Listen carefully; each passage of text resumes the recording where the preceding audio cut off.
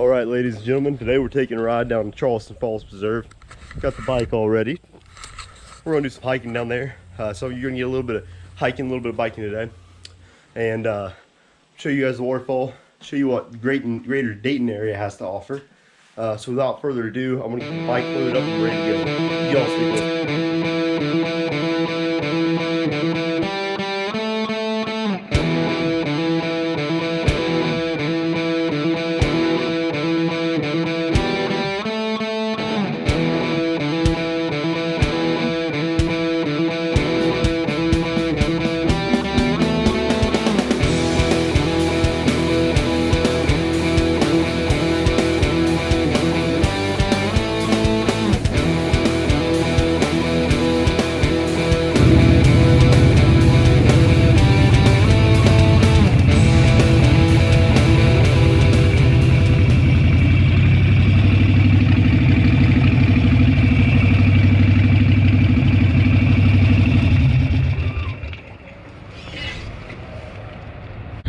Alright guys, so I'm here at Casey's in New Carlisle because I made a wrong turn on one of the highways, got off on the wrong exit, but we're still about 10 minutes away.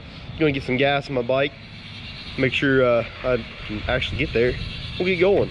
Y'all stick with me.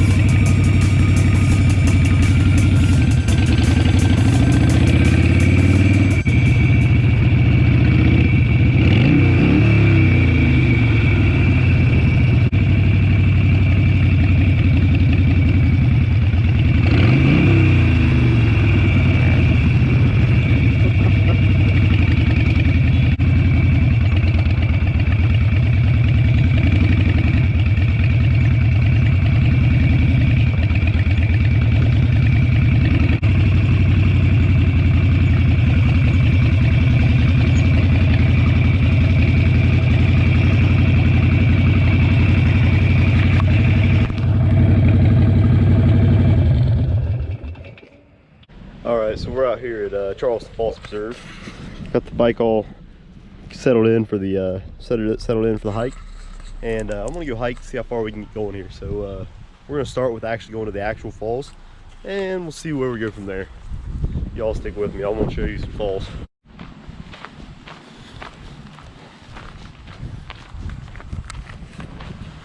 One of the things y'all might be noticing is all the leaves so far.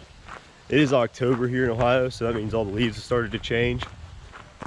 I think this is probably the most beautiful part of Ohio is definitely August, or definitely, my bad, autumn in Ohio. But here in a couple weeks, it'll all look dead and sketchy and Halloweeny. So That kind of sucks, but at least now it's pretty. Also, the park's pretty bustling today. I mean, there's just an absolute lot of people here. I guess it is Saturday, so I'm gonna get hiking.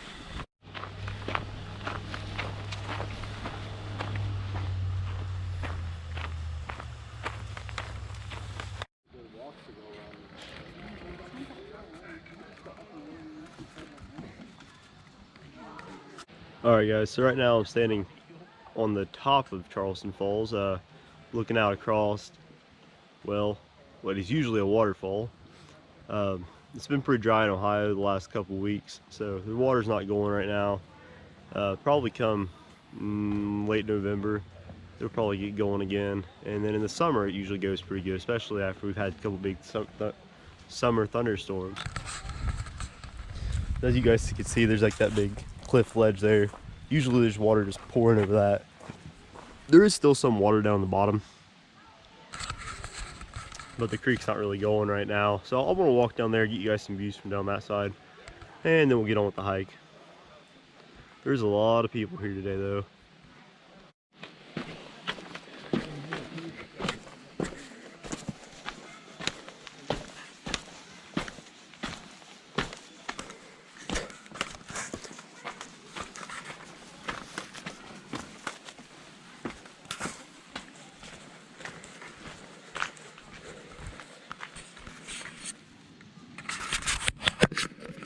Alright, so we're down here at the bottom of Charleston Falls. As you guys can see, water's definitely not going. It is trickling down a little bit over here from a spring. Right there, coming out from underneath there. I don't know if you guys can see it or not. Probably hear it. The water is trickling down a little bit there. It's probably what keeps the pool full when it's not, when there's just nothing dripping out off the creek. I don't think I've ever noticed that before. That's pretty cool. So we're going to go up over that way and finish our little hike here today.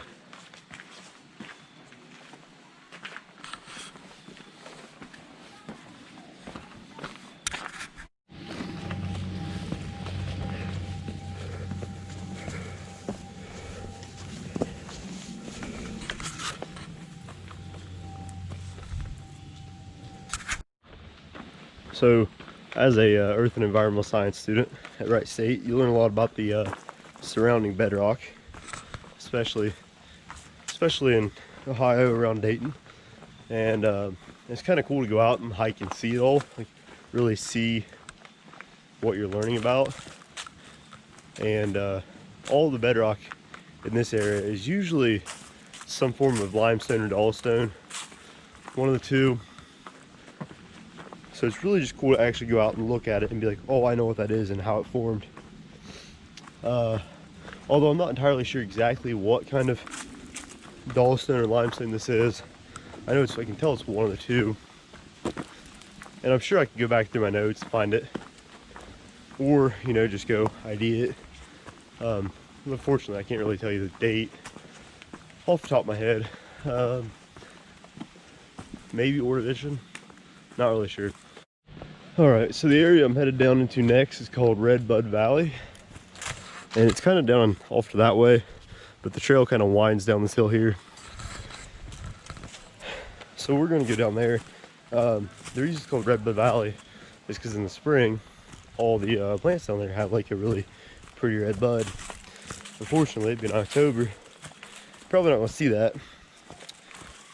But it is pretty cool to go look at, so that's where we're going next. We gotta get down this hill first.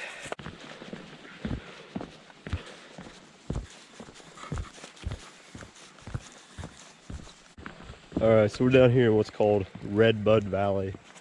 And it's a lot of this thick brush, but in the summer, all these little tiny trees here, or the spring I should say, have a really pretty red bud on them. Of course, right now all the leaves are off of them, but early summer, a little different. There's still a couple flowers on. You might see like some of the purple thistle, a couple other purple and yellow blooms, but not the ones that give it its name. Still a gorgeous place just to go walk through. You follow like this little wooden trail, kind of keeps the brush up off of it. Really relaxing trail to hike too.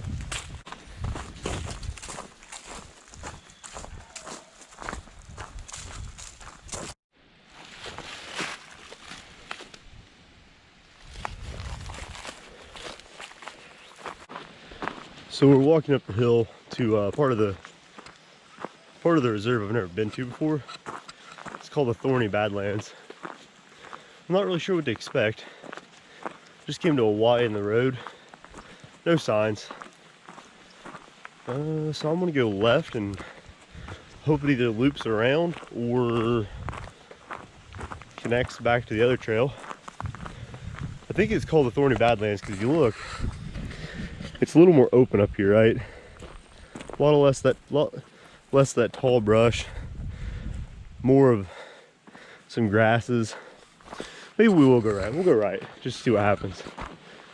I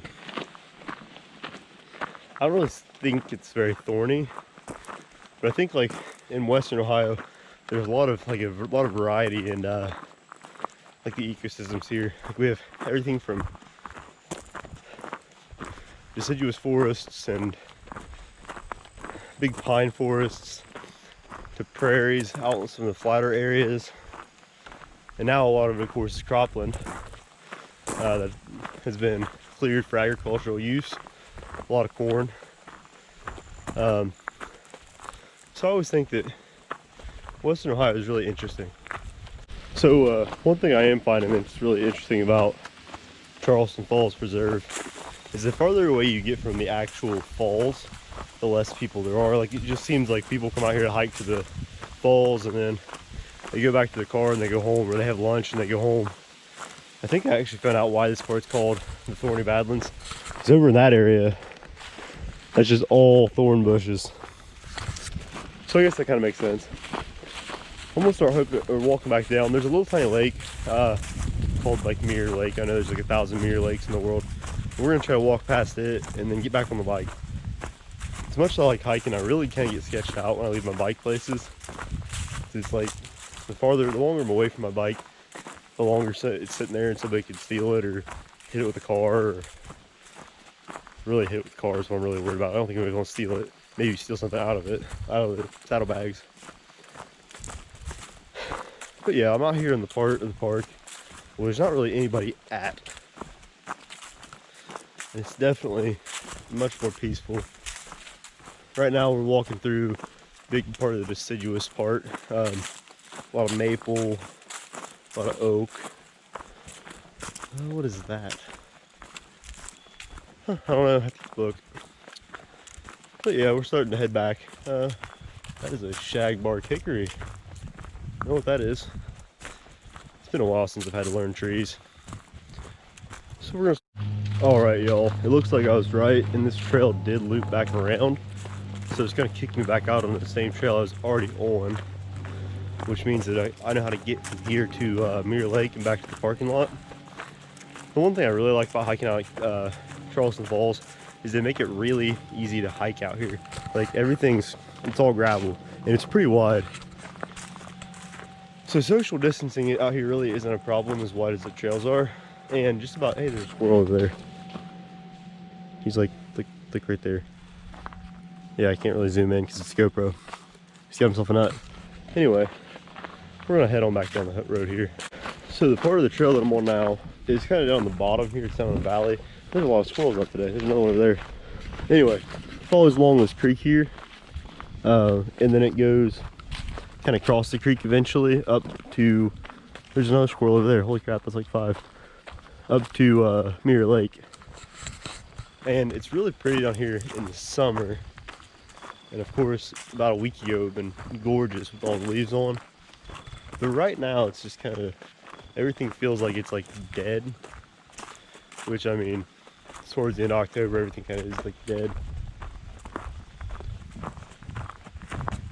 So yeah, that's where I'm at. Just down here in the bottom, enjoying my little hike. Power line. Clearing. Probably really good for deer hunting. But of course, I don't deer hunt anymore because, you know, vegan. So that's fun. Something I just realized. Got a Fitbit. Didn't think to like start my hike when I started hiking. So I have no idea how far I've walked. But yeah, coming across this little bridge here. It goes across that creek I was walking by last time. There's a way to get a car or a 4-wheeler or something down that way to do like maintenance and stuff. But the best way for people, I think, is definitely the bridge. But yeah, not gonna have a clue, not a clue how far I've walked. Although if I had to take a guess, I'd say it's probably close to about 2.5 miles total by the time I get back. I just kind of wish I would have known. I could probably guesstimate it off of like my total distance for the day, because I haven't really done a whole lot else today, but we'll see. Okay, so right now we're coming out into the prairie. Like I said earlier, something weird about Ohio, so at least southwestern, central western Ohio, is that there's a lot of ecosystems here. So we're walking out on the prairie path, and the prairie is just a grassland. Here in western Ohio, the grasses are primarily, I think, man, testing my skills of biology here. Big stem, Indian grass, maybe. Don't hold me to that. It's been 2 years since I've had to take that biology course that involved IDing grasses of Ohio. But yeah, so there's this small little grassland that's of native plants, native grasses, and it's all natural too, which is the weird part. A lot of times in Ohio, I mean, you'd see trees and stuff, you expect to see the eastern woodlands, but I know here and Huffman Prairie over by the Huffman flying field, which by the way is where the Wright brothers made their first attempt at a flight before they realized, like, oh, Ohio's not exactly flat enough. They went down to the Carolinas to do their flying down there. But anyway, here in Huffman Prairie, really good examples of native grasses and native prairies from Ohio. We're coming up on the lake. We'll be there in a minute. I'll see you guys at the lake. Yeah, so we made it over to the pond, and I clearly I've misnamed it. It's actually called Cedar Pond, but I thought it was called Mirror Pond because down there by the water, I'll walk down there. Down by the water, there's like a pond or a sign that says Cedar Pond, and it's flipped upside down. So in the water, it looks right side up, which is why I thought it was called Mirror Pond. Anyway, it's right there. The pond has not been managed very well. Although if you look down here, you can see that there's a lot of local wildlife. It's definitely been utilizing the water here. But the pond has definitely not been managed well here. I'm not even gonna bother walking around it, but it is surrounded by a lot of the native cattail, which is really cool. The first time I came here a couple years ago, it was managed much better, and there was a lot more, like a lot less stuff in the pond, you know. The pond looked better, it was cleaner. Well, you know, whatever. What do you expect from Ohio? But it is pretty out here. They do manage to keep a lot of native species here. They feature that a lot, which I like. One thing I kind of forgot to talk about when I was pulling in, y'all might have saw the video when I was pulling in, and there's like a whole gang of people on two-wheeled machines. I'm used to seeing people riding like big groups of bikers. These weren't bikers, these were a bunch like 30 people on scooters, like everything from like Vespas to maxi scooters, just flying around. All right, we're heading to the parking lot so we get back on the bike. But yeah, anyway, I was pulling in, revving my engine, and I got them to rev their engines too. It was pretty interesting, pretty funny. But we're heading back to the parking lot. Oh, all right guys, so we just made it back to the bike. Everything's still here. We're gonna get riding on up to back to the house and show you guys that video, and I'll do a closer at the house. So thanks for watching. See you guys at the house.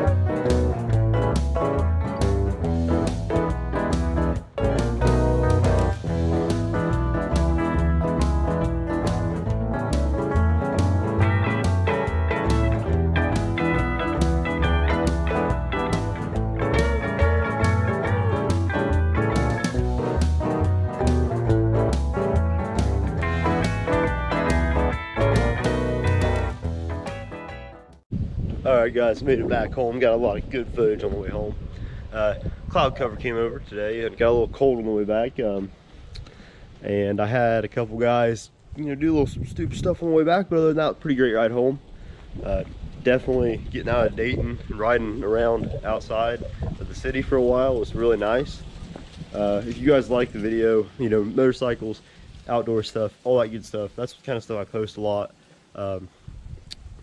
I don't post often, but when I do post, I try to get a new perspective of wherever I'm going. So if you guys like that, go hit the like button, subscribe.